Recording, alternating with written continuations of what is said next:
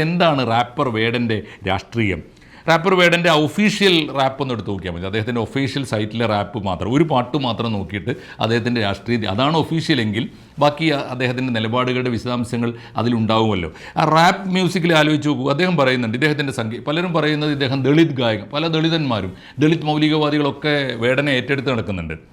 അങ്ങനെയാണെങ്കിൽ ആലോചിക്കേണ്ട ഒരു കാര്യം, അത് പറഞ്ഞിട്ടാണ് ഈ ദളിതനായാൽ പിന്നെ എന്തും ചെയ്യാനും എന്തും പറയാനുള്ള അവകാശമുണ്ട്, എന്തും കാണിച്ചു കൂട്ടാം, എല്ലാ നിയമവിരുദ്ധ പ്രവൃത്തികളും കാണിച്ചു കൂട്ടാം. അതൊക്കെ അവരുടെ പ്രതിഷേധത്തിൻ്റെ ഭാഗമാണ്. സവർണന്മാരെ നേരിടാൻ, ഈ ബ്രാഹ്മണ്യത്തെ നേരിടാനൊക്കെയുള്ള ദളിത് രീതിയാണ്. ആണോ? നിയമവിരുദ്ധമായ പ്രവൃത്തികളാണോ ഒരു ജനാധിപത്യ രാജ്യത്ത്? സവർണന്മാർ കാണിക്കുന്ന അധർമ്മങ്ങളെ ന്യായമായ മാർഗത്തിൽ ജീവിച്ചുകൊണ്ട് ജനാധിപത്യ ബോധത്തോടെ നേരിടുകയല്ലേ വേണ്ടത് തുടങ്ങിയ ചോദ്യങ്ങളുണ്ട്. അവർ കാണിക്കുമ്പോൾ അതിനേക്കാൾ മാത്രമല്ല തെറി പറയുക, അങ്ങേയറ്റത്തെ തെറി പറയുക എന്നത് ദളിതൻ്റെ അവകാശമാണ്.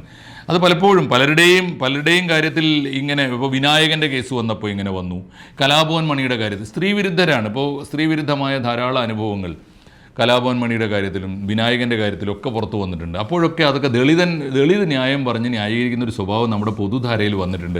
അതിൻ്റെ കൂടി എൻകാഷ് ചെയ്യാനാണ് സത്യത്തിൽ ഈ വേടൻ്റെ ഇഷ്യൂവിലും പലരും ശ്രമിച്ചത്.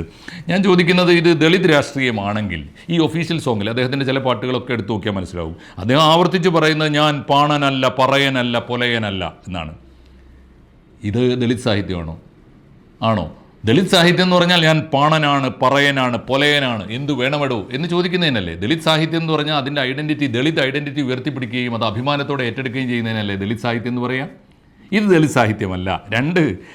വേറൊന്ന്, ഇനി ആ പാട്ടുകളുടെയൊക്കെ, ഇപ്പോൾ ഇദ്ദേഹത്തിൻ്റെ മിക്ക പാട്ടുകളുടെയും ഭാഷ എടുത്തു നോക്കൂ. ദളിതന് വേണ്ടി പാടാൻ, ദളിതൻ്റെ അവകാശങ്ങൾക്ക് വേണ്ടി പാടാൻ ഈ സംസ്കൃത ജടിലമായ വരേണ്യ മലയാളത്തെയാണ് അദ്ദേഹം ആശ്രയിക്കുന്നത്. ഭാഷ മുഴുവനും വരേണ്യ മലയാളമാണ്.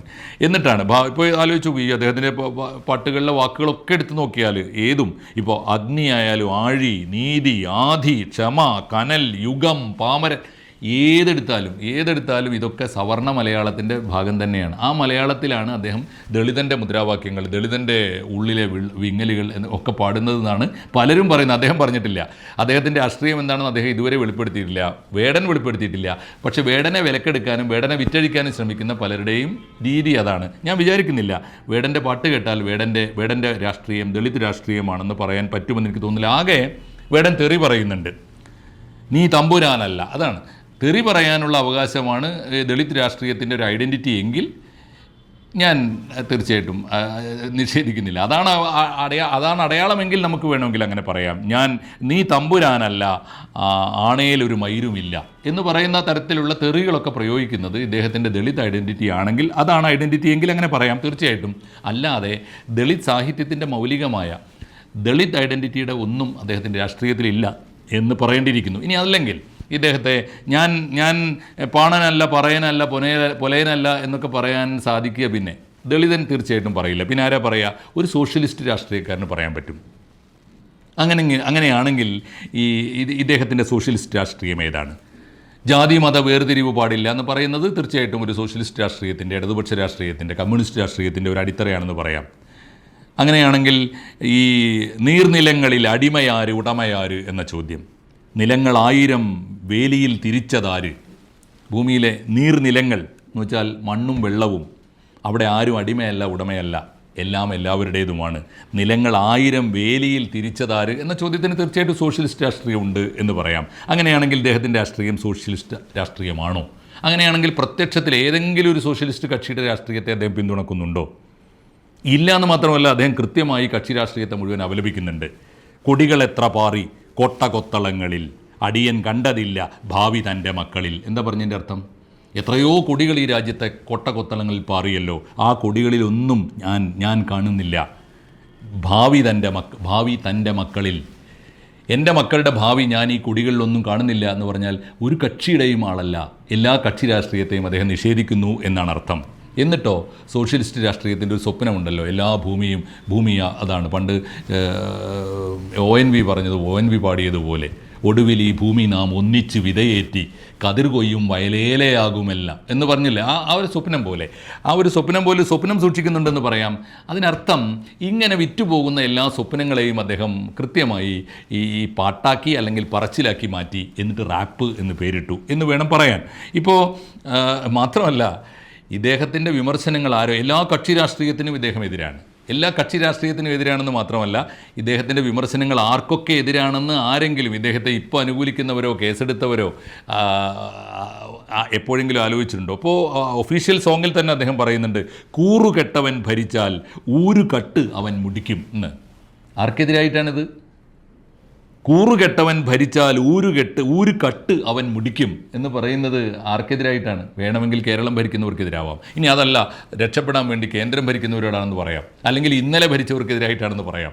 പക്ഷേ ഇതൊന്നും കാണാതെ അതിന് കാരണമുണ്ട്. ഇതൊന്നും ആരും കേൾക്കുന്നില്ല, ആരും കാണാൻ പോകുന്നില്ല എന്ന് അദ്ദേഹത്തിന് അറിയാം. ഇതൊന്നും സൂക്ഷ്മമായി ശ്രദ്ധിക്കാനൊന്നും കേരളത്തിന് ഇപ്പോൾ നേരമില്ല എന്നും അദ്ദേഹത്തിന് അറിയാം. അതുകൊണ്ട് അദ്ദേഹം പറയുന്നൊരു മനോഹരമായ വാക്യമുണ്ട്, പേരുകേട്ട പാമരന്മാർ പോരടിക്കുവാൻ വിളിക്കും.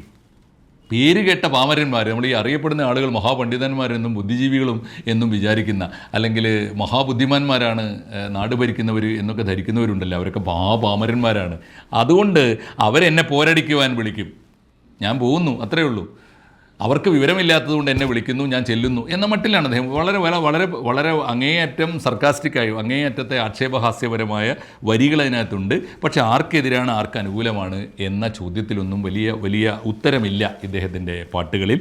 എനിക്ക് തോന്നുന്നു അദ്ദേഹത്തിനുള്ളത് കലയുടെ കച്ചവടമാണ്. കലയുടെ എന്ന് പോലും പറഞ്ഞുകൂടാ, ഈ നമ്മുടെ മനുഷ്യൻ്റെ മനസ്സിൽ, പ്രത്യേകിച്ച് ഇവിടുത്തെ അടിസ്ഥാന വർഗത്തിൻ്റെ മനസ്സിലുള്ള സ്വപ്നങ്ങളെ പല മഹാന്മാരായി, പല നവോത്ഥാന നായകന്മാരായി, പല വിമോചന നായകന്മാരായിട്ട് ഇവിടെ കൊണ്ടുവന്ന ഈ സങ്കല്പങ്ങളുണ്ടല്ലോ, ആശയങ്ങളുണ്ടല്ലോ, അവരുടെയൊക്കെ വാക്കുകളും വായ്ത്താരികളും ഉണ്ടല്ലോ, അതൊക്കെ എടുത്തിട്ട് ഈ റാപ്പ് എന്ന് പേരിട്ടിട്ട് പതുക്കെ ഉറക്കെ പറഞ്ഞ് വിറ്റഴിക്കാൻ ശ്രമിക്കുന്നു.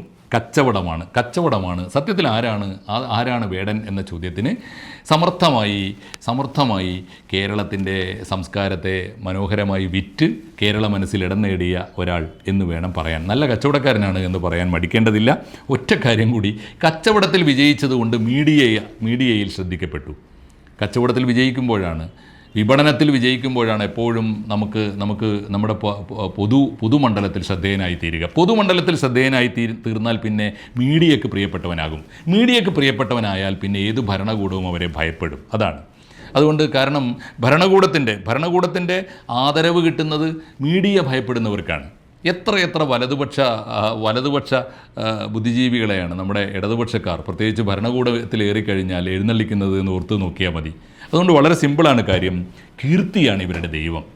കീർത്തി കേട്ടവൻ ഏത് കുറ്റവാളിയായാലും അവന് കീർത്തി കിട്ടിയാൽ അവൻ്റെ കൂടെ മീഡിയ ഉണ്ടെങ്കിൽ, അവനെ പിന്തുണക്കാനും അവനെ വാഴ്ത്താനും ആരെങ്കിലുമൊക്കെ ഉണ്ടെങ്കിൽ, അങ്ങനെ പൊതുജനം വാഴ്ത്തുന്നവനെ, അവൻ ആരായിരിക്കട്ടെ, അവനെ സ്വീകരിക്കാനും അവനോട് പ്രായശ്ചിത്തം പറയാനും അവനോട് മാപ്പ് പറയാനും ഏത് ഭരണകൂടവും തയ്യാറാകും എന്നതിൻ്റെ ഒടുവിലത്തെ ദൃഷ്ടാന്തമാണ് ഇന്ന് റാപ്പർ വേടന് ഇടുക്കിയിൽ കിട്ടുന്ന സ്വീകരണം. നന്ദി, നമസ്കാരം.